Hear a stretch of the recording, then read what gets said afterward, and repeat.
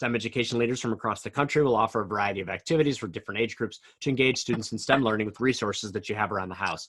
Before we begin, we want to let you know about a couple of Zoom features we'll be using. First, we recommend sharing your thoughts and questions in the chat. We have one of our education experts, Julie Hasfer, the Global Director of Curriculum and Design for TIES, in there answering your questions. We'll also be posting a PDF of the PowerPoint and links to resources in the chat for everyone to have easy access to. We'll also post a video of this recording to our website. I'm so excited to be taking this walk with everyone today. We encourage everyone to share your environments during the walk as you feel comfortable doing so. Kids, if your parents say it's okay, turn on those webcams so that we can spotlight the different environments we're going to be seeing during the nature walk that we will be taking today. Now, let's take a quick moment to introduce our host and our STEM family. Today, our nature guide will be joining us all the way from California. Lonnie Suarez is a marine biologist and is currently a biomimicry PhD candidate at the University of Akron. She has over a decade of non-traditional educational experience teaching self-defense with Home Alive and outdoor K-12 biology at the University of Akron Field Station. Lonnie, thank you so much for being with us today. I'm happy to be here. I'm really excited to share my love of nature with everybody. Well, thank you. We're really exciting to learn. I'm curious, how did you end up thinking about biomimicry? What was the inspiration for you to look at nature and use that to learn about ways that we can improve our lives? That's a great question. I was a marine biologist doing what's called basic research, which is studying behavior and just basically knowing why about nature. And I wanted to have a greater impact on society. Most of that's from my social justice work, and I decided that biomimicry was the way to go. It's nature-inspired solutions that can have a good impact with both industry and people's thinking.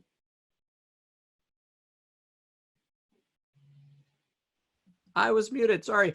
Thank you so much, Lonnie.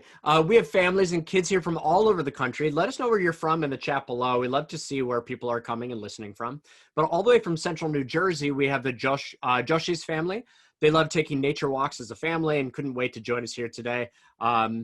Agastya is curious, almost 5 years old in the pre-K at Cedar Hill Preparatory School. His current interest is building bridges, shops, and trains with wooden blocks. He enjoys nature walks and collects sticks, stones, pine cones, and acorns. He loves reading books and cannot sleep without listening to a story. Me either.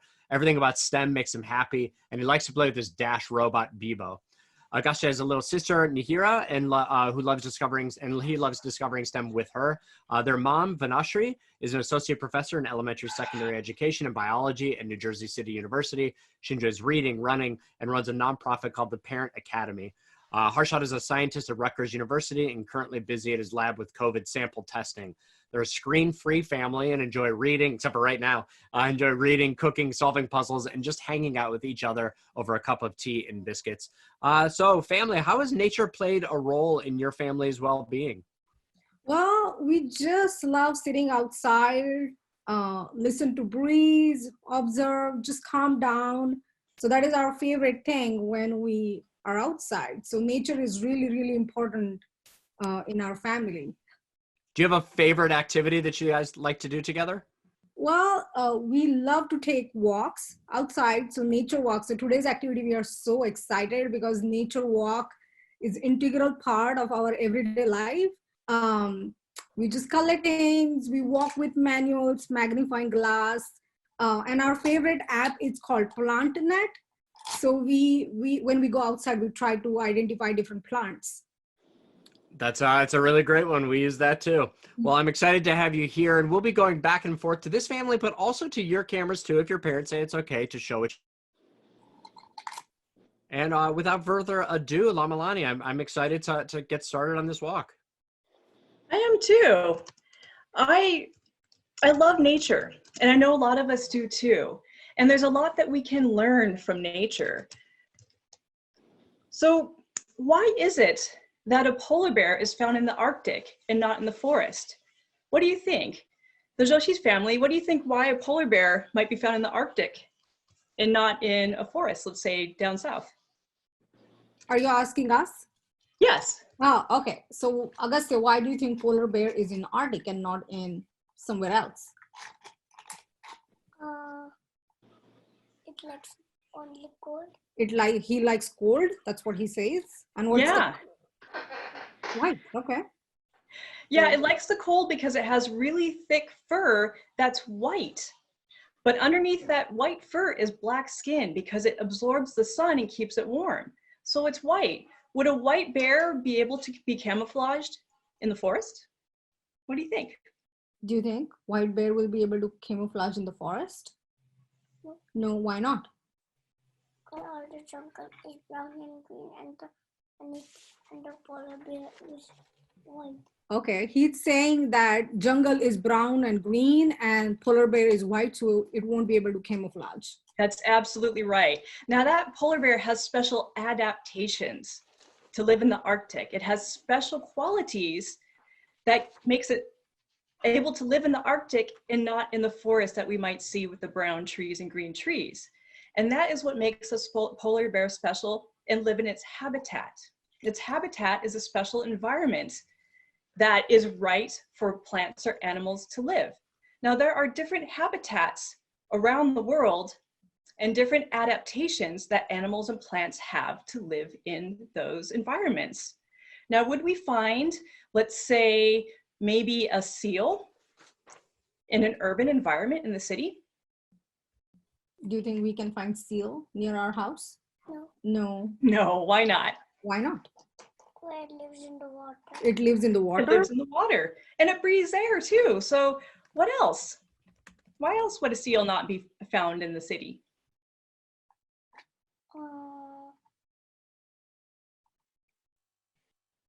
Maybe look at its feet or its flippers.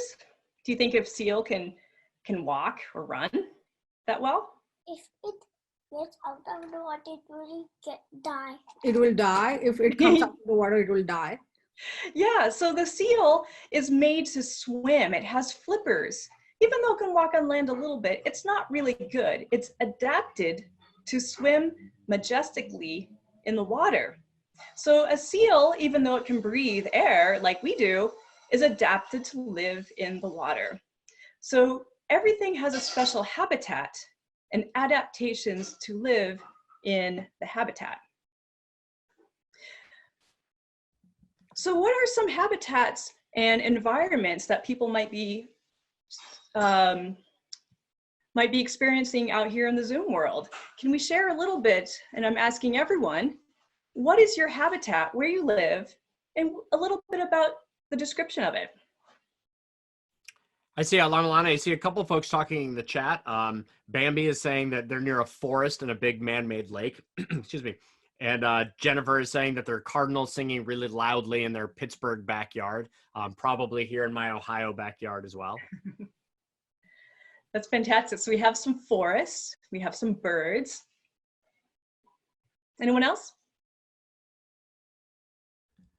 Butterflies and birds, lots of trees and birds, mainly blue jays is what Cedric is saying.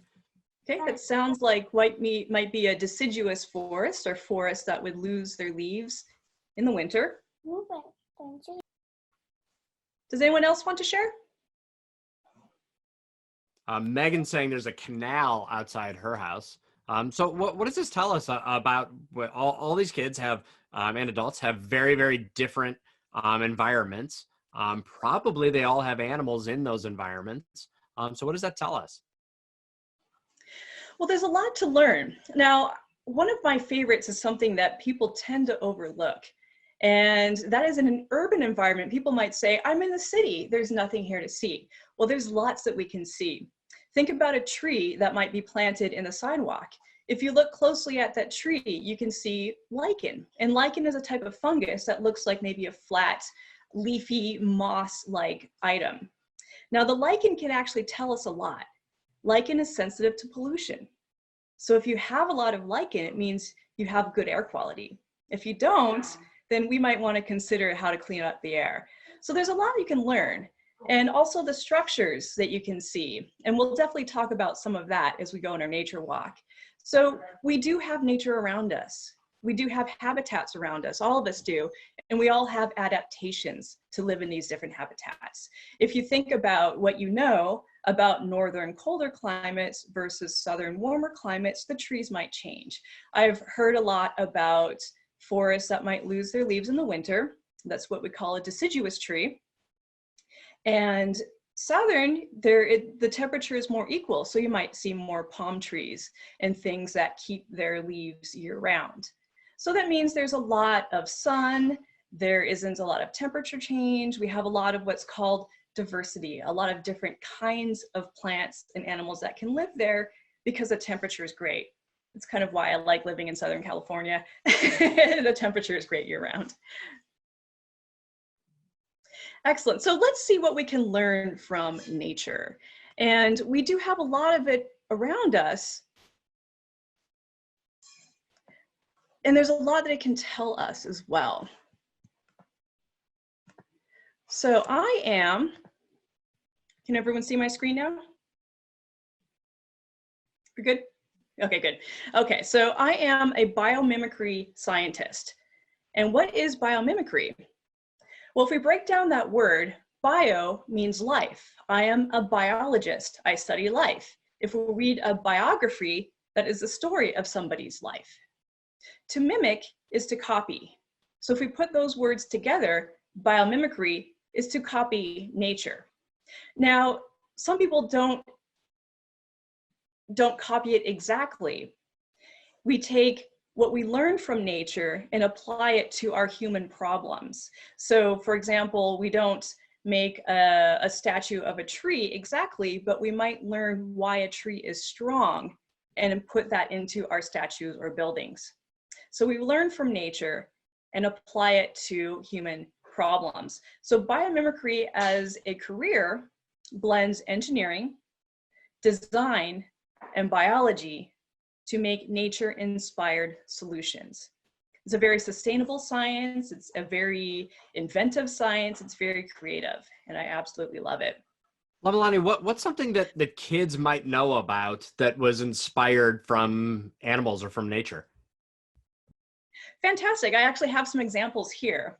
And what we have is this runner that you might see on your right of your screen. And this is somebody who's an athlete that might need a mobility assistance. On the left is a cheetah. And what are cheetahs known for? They're known for running really fast. And if you look at that cheetah's legs, they might look a little bit different from other big cats or animals. They're very long. And what scientists discovered is that the cheetah's legs are very springy. So a company made a flex foot cheetah leg that helps these athletes run and compete, that are very springy and allows them to run incredibly fast. Another example is this train. Now, originally this train was called a bullet train, and it had a rounded nose similar to the nose of a bullet.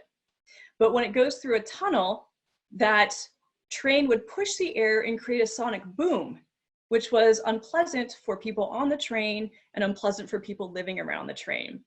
So the designer with J.R. West, who also liked to study birds, knew about the kingfisher. If we look at that picture, the kingfisher sits above the water in the air, looks for fish, and then dives into the water to catch the fish. Now look, there's no splash when that kingfisher is entering the water. If that kingfisher created a splash, the fish would get scared and the kingfisher wouldn't get food. So the engineer knew that and redesigned the train with a nose that was inspired by the kingfisher, and it sliced through the air without creating a sonic boom. It also made it a lot more aerodynamic. Now I do want to feature some research from the University of Akron from some of my PhD colleagues, and they're studying spiders. Now, this spider I think is absolutely beautiful. If you don't like spiders, I put a picture of the blue morpho butterfly underneath, but the ideas are still the same. Now, my colleague, Bill, worked for Sherman-Williams Paints, and they're looking at what's called structural colors. If you think about it, there's not a lot of blue found in nature because blue is really hard to make using dyes. You know, flamingos are pink because they eat things that give them almost like a pink dye, similar to maybe in your clothes, but that dye will fade. These blue animals do not fade because their color is made by what's called structural color. It's made by a microscopic shape that bounces the blue back to our eyes and never fades. Well, this is actually being researched by many different companies to use in many different ways, including Sherwin-Williams with paints that will never lose their color in the sun, including makeup that will look the same from every direction and never lose its color. Even some athletic shoes are using it in their shoes to create a really vibrant, cool color that never changes. Like iridescence, if you think of a peacock feather, changes from blue to green. Well, these blues always look the same from every angle. I think it's some pretty cool stuff. So, I mean, I think what you're saying is that when we're looking around, excuse me, we have problems, any kind of problems. Sometimes we have to invent a brand new answer to solve that problem.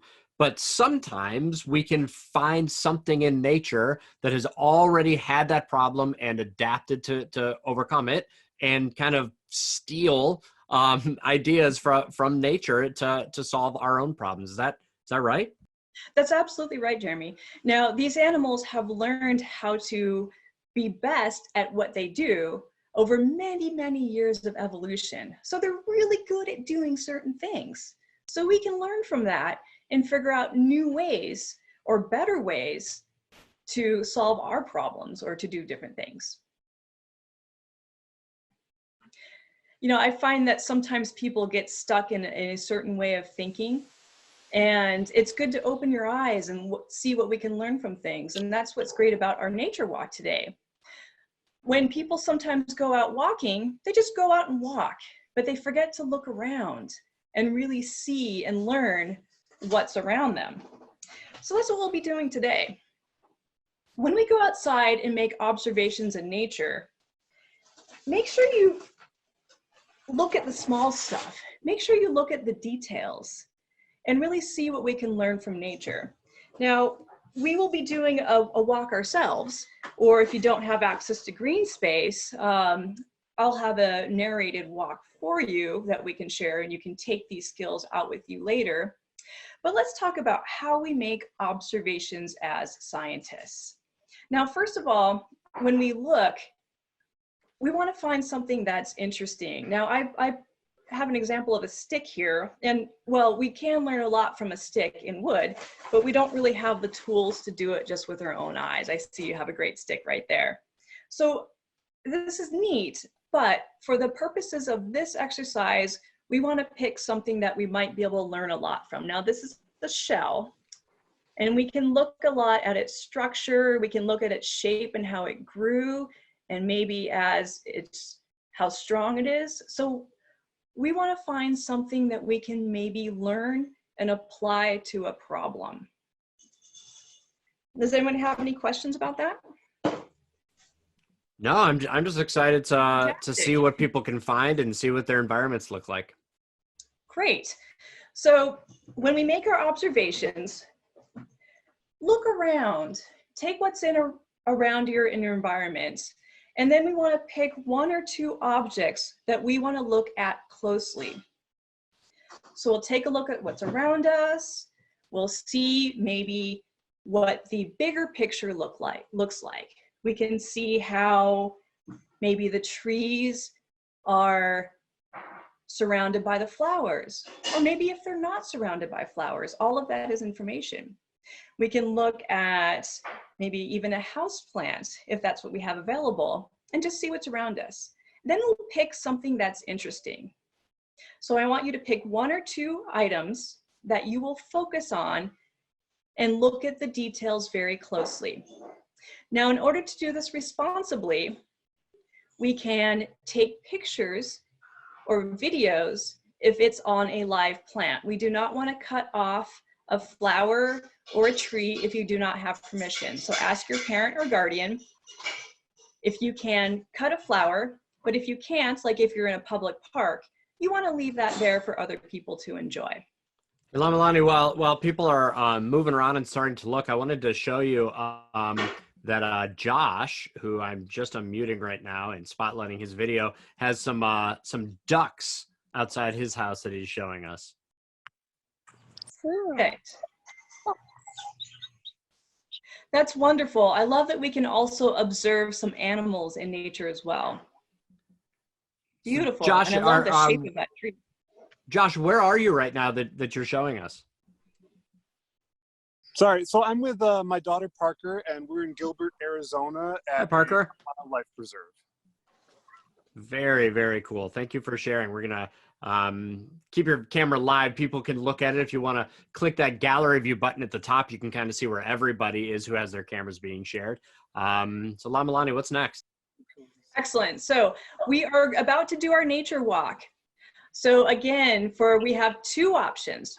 Our first option is if you have access to the outside, if you have a yard or a park or a green space, then go outside for 10 minutes and we will do our general observation and pick one item to focus on. If you can take it inside, so I have from the outside, I brought a little piece of a tree in my own backyard. If you can take it, get a sample if you have permission. If you can't take it, say if you're in a park or outside in a public neighborhood, take pictures of that one item so you can get some good detail to bring back and put in a nature journal later. So that's the first option. First option is you go outside and make observations and select one item to focus on. Our second option, if you do not have access to green space, is to take a nature walk with me. I've taken some videos that I will narrate so that we can make observations together. We have 10 minutes for this, so come back in 10 minutes with either your pictures or your selected item, and then we can continue from there. Is everyone ready? I know I am, and for those of you who aren't leaving the house, we'll keep spotlighting some of these other videos so you can see what some of the other kids are seeing as they walk around. But we do encourage you to try to find something from nature that's in your house. Maybe there's a small flower or plant that you could bring over, and we will kind of keep sharing our screens and all that stuff, and we'll be back in 10 minutes or less. Fantastic. All right, so while folks are putting on their shoes, getting their water bottles, I will go ahead and start our nature walk so that the people that are here with me can enjoy the nature. Now, I am in Ohio currently at the University of Akron where I'm studying. So I will share with you what okay, does everyone have their screen share up? Can I see this? Okay. Yep, we see it.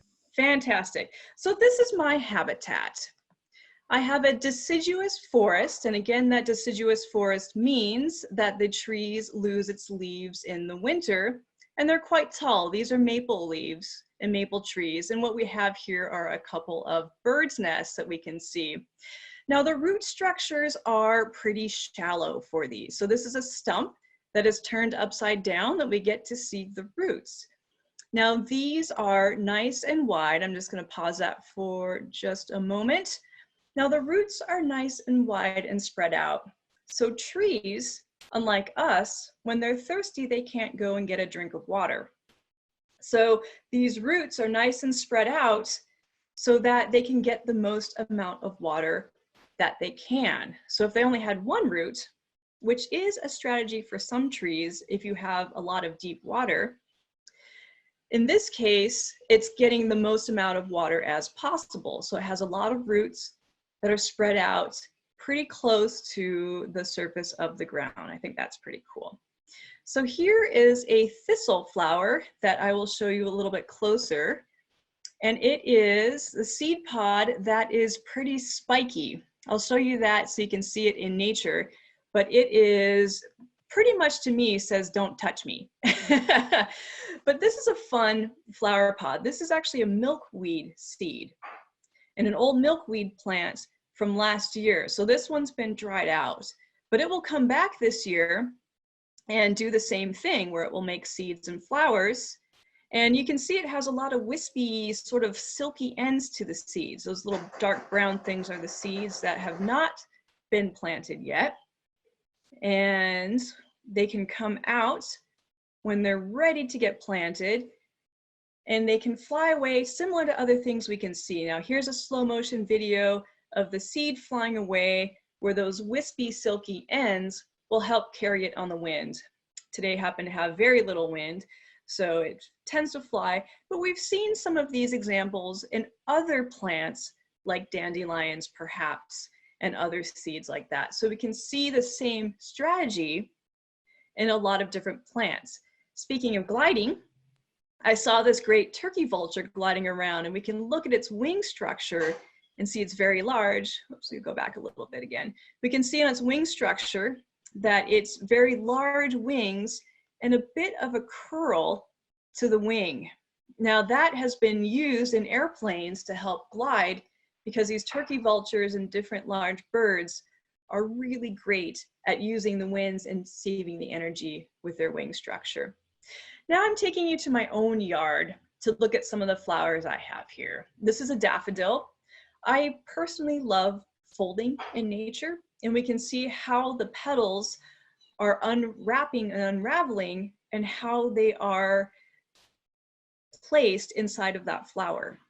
This one happens to have a lot of different petals, and I think they're neatly packed, as opposed to this daffodil that we see, where it's a few petals and it has that nice round middle that's attractive and says, hey, I have some food in it for pollinators. Here we have a plant that I find is interesting with its starburst structure. So I find that the organization of the leaves are very interesting, how they will add to each other and create that starburst. We see that a lot in nature with the unfurling and starburst. Here's some hostas that have that uncurling as well as the buds of a flower here that is the, I'm blanking on the name. I think oh, I'm totally blanking on the name of it. So what can we learn from petals that unfold and unfurl? What might we take from that? Sure, I'll tell you about this. Here's a bud, a nice rhododendron that's a nice packed bud. I think there's a lot of applications with folding, and we can learn a lot. And let's say NASA on the space shuttle, they might have a wing or a satellite that needs to unfold. I'll talk about folding here. NASA has a very limited amount of space. So say if they have a satellite or a solar panel or something like that that needs to unfold, the folding pattern would be great to have the most amount, or the biggest surface area in the smallest amount of space. Let's also say packaging. If we want to ship things, smaller is better, so you can have more items shipped or packed. So let's say for our products, we can learn a lot about folding and packing. So there's really a lot of applications for folding, even in architecture. So for our shades, or let's say if you have a baseball stadium that has maybe a retractable roof, folding is fantastic for these.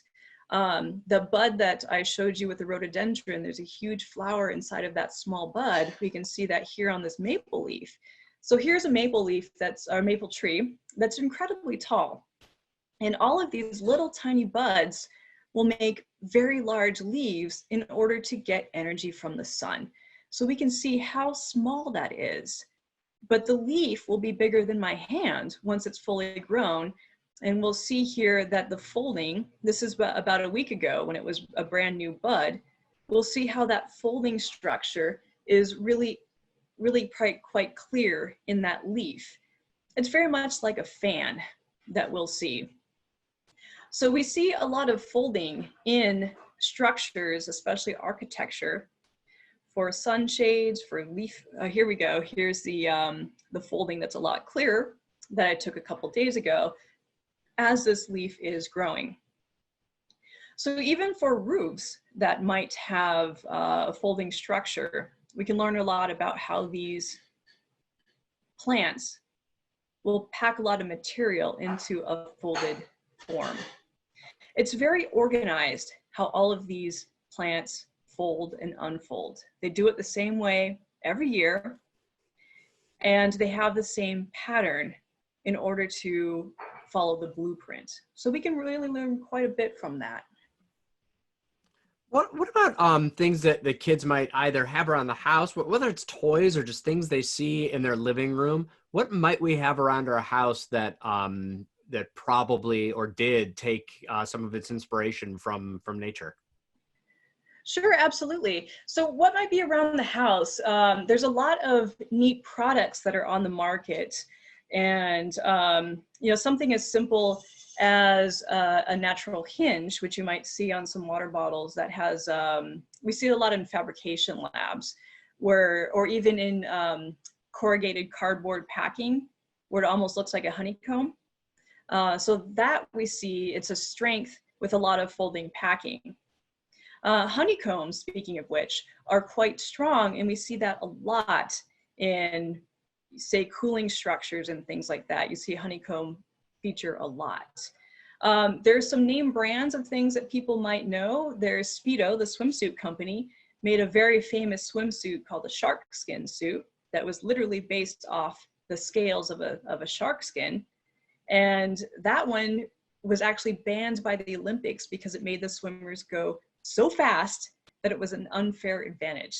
So I think a lot of people may have seen the shark's skin Speedo brand swimsuit. I'd like to take a quick break. I just unmuted Tanya Hunt, who's there with, I think it looks like her son. Tanya, are you there with us? Yeah, absolutely. Hi, who do you have with you and what are you guys looking at? This is my son Carson and my other son Braden. And we are fortunate to live near a reserve in our house here in Cedar Falls, Iowa. So we like to come out here and just see what we can observe. And we're seeing a lot of springtime flowers in the undergrowth, but we also see a lot of deer and squirrels and potential homes for things that we just like to observe and take time in nature. That is very, very cool. Thank you for sharing. Yeah.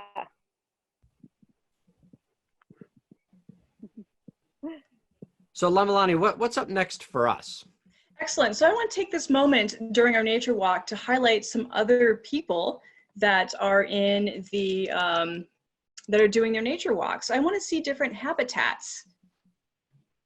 And Julie, if we have some folks spotlighted, I'd love to see what other people are viewing as well. And then we'll finish our nature walk ourselves.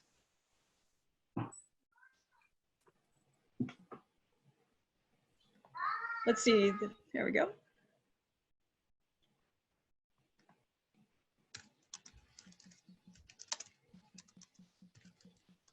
Who do we have here? Looks like they've got kind of low bandwidth, but Rita Graff maybe is there with us. Rita, are you there? And what's this beautiful body of water we're looking at? So this is just a virtual background that I've saved a little clip that I play over and over again. It's in the Smoky Mountains from a recent trip hiking in the Great Smoky National Forest. Well, you absolutely fooled me. And that's one of the great things. I mean, nothing beats, I think, really getting out into nature, right? But sometimes that's not our something that's an option for us, especially during these times. And it's really awesome that we can take a look at these kind of virtual locations like the one that Lonnie was sharing a few minutes ago and this. Very cool.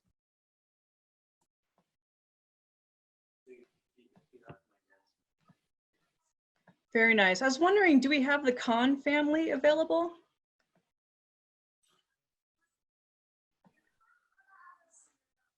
Well, we're looking for, there they are. Kahn family. What are we looking at? Some nice chalk drawings. What else?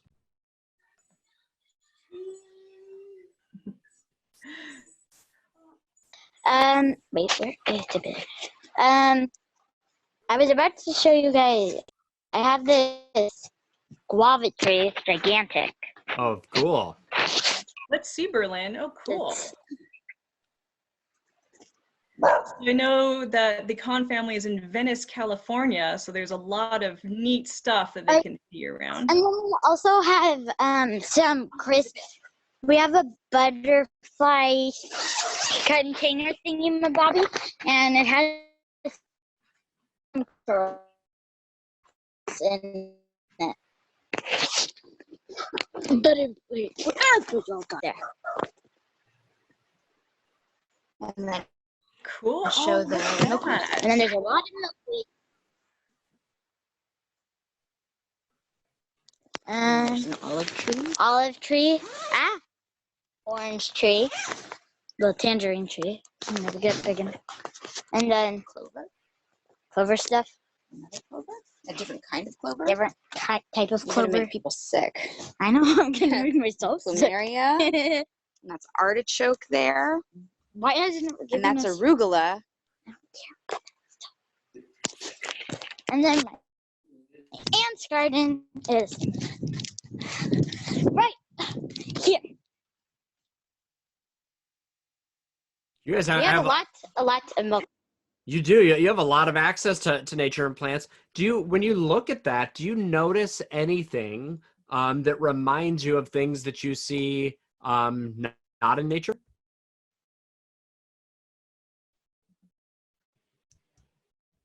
Oh, we maybe lost you guys. That's okay. Yeah. Those of you who haven't noticed, we're having lots of internet delay issues today. So thank you for bearing with us as we kind of go through this. Great. So Lonnie, what's next?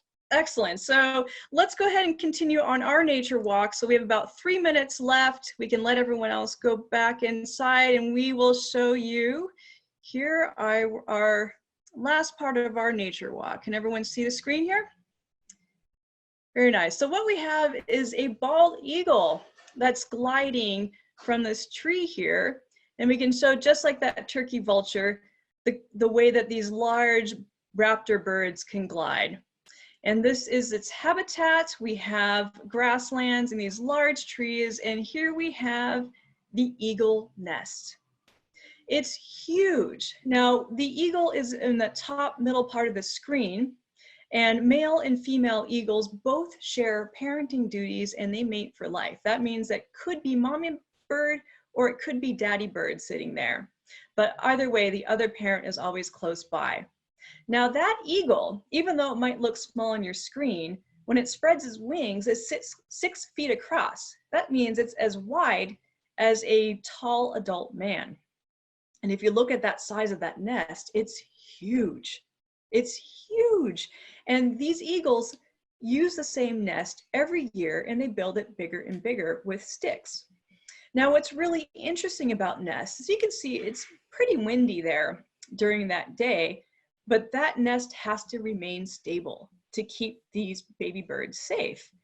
But there's no blueprint, there's no plan for how these birds build the nest. This is what we called self-organizing structure. Now, unlike a human that builds a house, they might have a blueprint, they'll have engineers, they'll find out how much the sides and the corners have to hold, and they will think about and engineer the entire building. But these birds' nests do it on their own. Lastly, we have a bog or a wetland. Now notice these plants. These are little skunk weeds that come up and they have these really broad, round leaves to get the sun, because once these shrubs or these short trees get their leaves, they'll be outcompeted, or in the shade, in other words, for the sunlight. There's a lot of different kinds of sticks and trees that will all get their leaves and more green. We can see some little buds here that will form leaves later in the spring and summer. And these little tiny wide plants will get shaded out. But there's always water in this bog. And lastly, we have cattails. Now these are last year's cattails where they have their seeds are kind of fuzzy. Normally they look like corn dogs on a stick, but I always thought they're neat because they're more like a grass. They're this hollow tube that you find in the water. I always liked those. So we had 3 different habitats here. We had our wetland, we had our forest, we had our grassland here in the Midwest in Ohio. We also saw a little bit of Arizona with desert. We saw some forest and some beautiful diversity in Venice, California with the Kahn family. So as we're waiting, we should be gathering back inside. We're at the end of our 10 minutes and hopefully everyone's coming back inside for their nature walk. So Lamelanis, people are coming back inside, and also if they haven't yet, probably grabbing those colored pencils or markers or crayons, paper, the things that they like to draw with. Those structures that we saw, like the eagle's nest. I know that a lot of schools do things like design challenges where kids have to build things, build structures. What might kids learn from something like an eagle nest or a beaver dam, or what lessons can we take from those naturally occurring structures that we could use in the things that we make? Sure thing. So there are a lot of strength and stability in these natural structures. So even though I said that the bird doesn't have a blueprint or a plan, but the way that the sticks and their things come together actually create a very strong and stable structure. So if we have something that's exposed to high winds, we can look at how those sticks come together so that we can build something that's similar. Now you're right, there's a lot of classes that build an eagle's nest, and the learners will put sticks together to try to do the same thing. If you've done it, you might have discovered that it's really hard to lay sticks together so that they'll actually stay. So I've actually done that activity, and the eagles put their nest together only with sticks and don't use a glue. So what I have here is a robin's nest. So unlike the eagle, the robin uses a sort of a glue that really is just mud that holds it together. So here we can look at how the glue or the mud interacts with the grasses to create a stable, strong structure. Now I've actually had this nest for several years and it looks great. That bird is so good at building the nest that we can learn from that, where we have something that can last using the simplest materials and keep it more sustainable. The elementary school in the school district that I used to work in had a hornet's nest up in the corner of the library that had been there since the building was opened in the early 1900s, which is pretty incredible that things can last that long. Excellent. So I'm going to introduce our activity while we continue talking. And by now you should have your piece of paper and your favorite drawing tools. You've picked one item during your nature walk. And if you did the nature walk with me, you can think about something that you saw that you liked, whether it's a folding leaf or a flower, and we're going to draw it on a piece of paper. Now, we want to use the entire piece of paper because as a scientist, we make observations, but these are for ourselves, our notes. So if I have here a small maple seed. Now the maple seed is probably about 1 inch or 2 in real life. It's pretty tiny. But as a scientist, I want to make it big. I want to blow it up so that I can see what it looks like. So I want to use my entire piece of paper for my drawing and observation. Now these notes are for you. Your skill level, whatever it is okay. These drawings are for you. So if you want to scribble and you can understand these notes, that's perfect. If you want to take a portion of it, so let's say I want to look at the leaf part, we can take that and blow it up and scribble it out. So this is not an art contest. These notes are for you. These drawings are for you. So go ahead while we're talking and take your object and draw it on your piece of paper. Now these notes can look like anything. I have here a pine cone. Let's take a look at that. And I also made it bigger and I wrote some notes here on the side. So I said, it looks like scales. So we can make observations while we're doing drawings.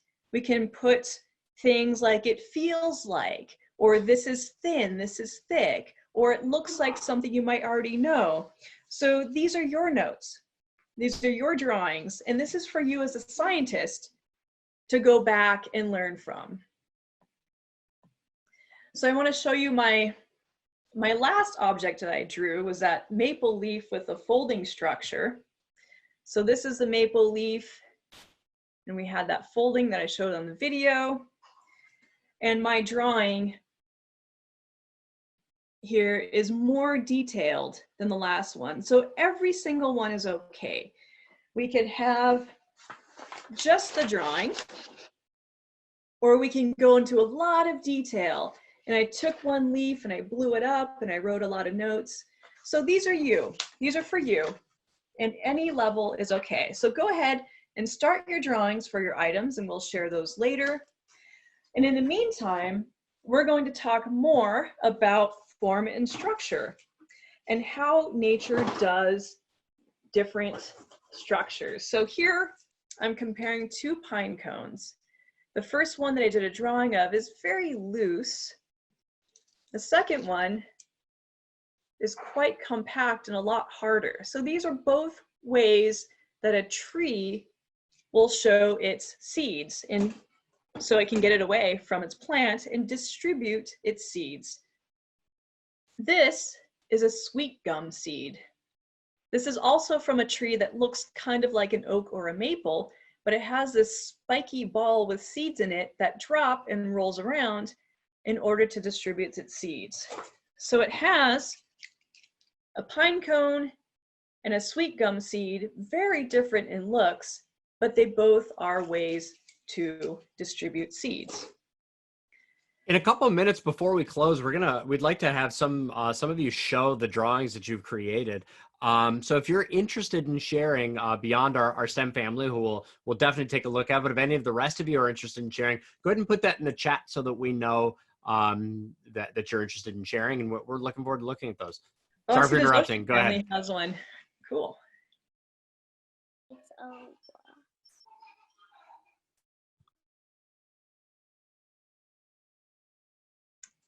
So Vanashri and her family are showing, oh, that seed pod. That's pretty cool.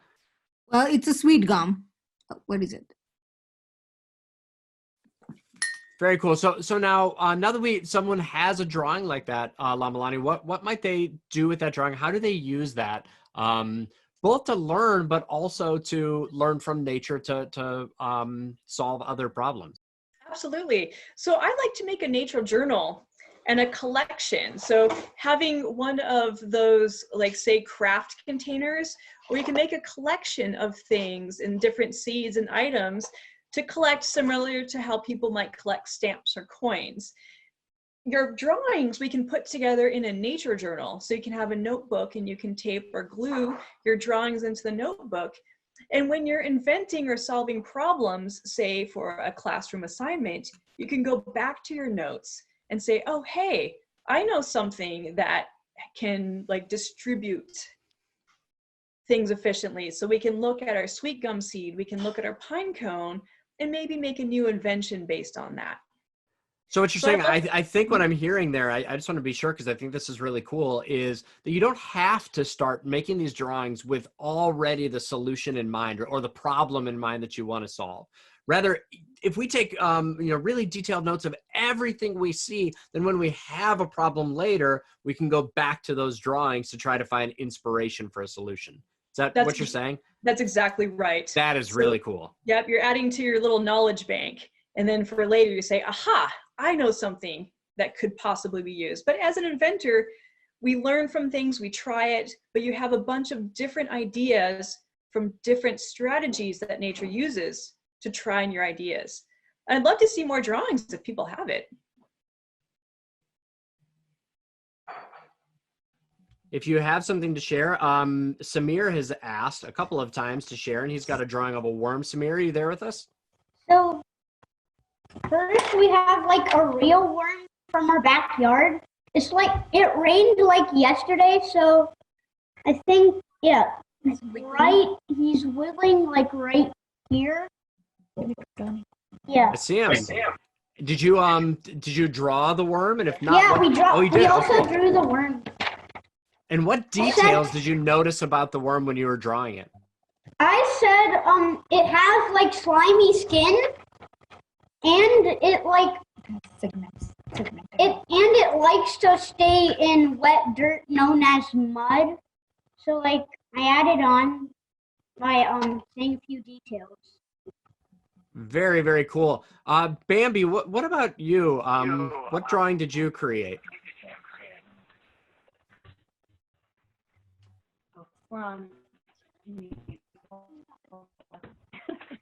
And what were you drawing?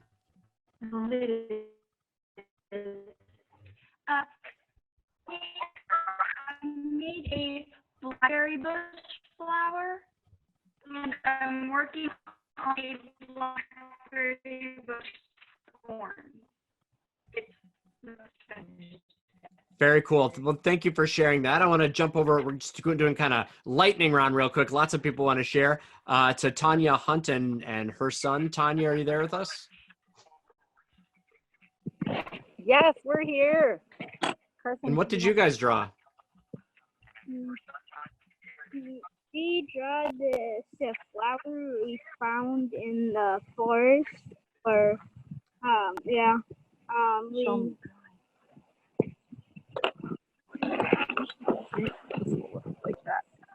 And what details did you find from that? I found like the seeds for like in it. There's like a little green.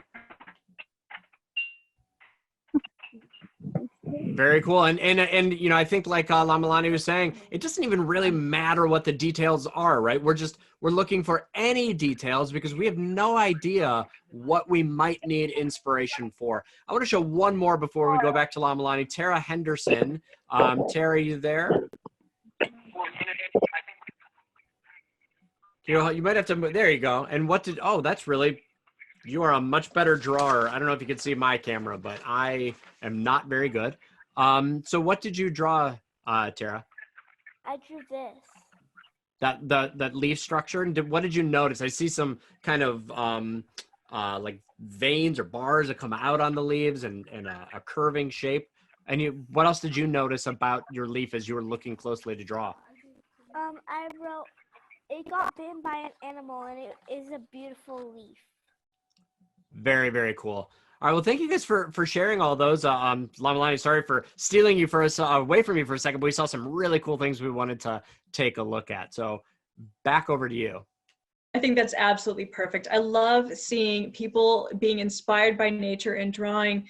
For the parents and for teachers, I would encourage this activity to go out in nature, make observations, and take that into whatever activity you might be doing, whether it's an art project or science or environmental. Design especially is incredibly fun to learn from nature. And this can also be done on the internet. So think of, say, the question, how can we invent something that grabs things better? We can think about all of the animals that uses the grabbing technique, and that could be eagle talons, that could be the jaws of a lion, even the Venus flytrap. And we can think about how we can apply these this design and inspiration and creativity to any assignment that you might have. Very, very cool. So what should we take away from this, Lamalani? What are the kind of the next steps? What should people be thinking about? Is there Stockholm and after all this is over? Take us to the future. Yes. So I encourage people to look around them and don't take for granted what you can learn in your own environment, whether that's from a house plant, from a small green space in an urban environment, or from the parks or the yards that you might have around you. So look at those, learn from it, and think about how you might be able to apply that in the future. So what I'd like to encourage is creativity, ideas, and thinking about how you can better things, how you can maybe do inventions. So and put that all in your pocket. So when you're looking at something, I talked about the folding and how it might be applied to space shuttles or architecture. Just keep that creativity going and never lose it. Lamalani, thank you very much. This was a lot of fun. I really loved seeing everybody getting outside and taking a look at the things they were able to find. This has been a STEM Family Virtual Lab from STEM at Home, brought to you by the STEM Learning Ecosystems and Ties. Thank you for joining us today. Come back next week on Tuesday, parents, teachers, Tuesday, May 5th at 1 p.m. Eastern Time for our community conversation, meeting social emotional needs during and post-COVID. And next Thursday, May 7th at 1 p.m. Eastern Time for a virtual lab, just like Rube Goldberg, a live read and activity from author Sarah Aronson. These virtual labs revolve around successful models and new ideas to support STEM learning experiences during and beyond this time of social distancing. Stay tuned to stemecosystems.org for upcoming live events, resources, and more. Please continue to participate and share. I'm Jeremy Shore, and we will see you next time.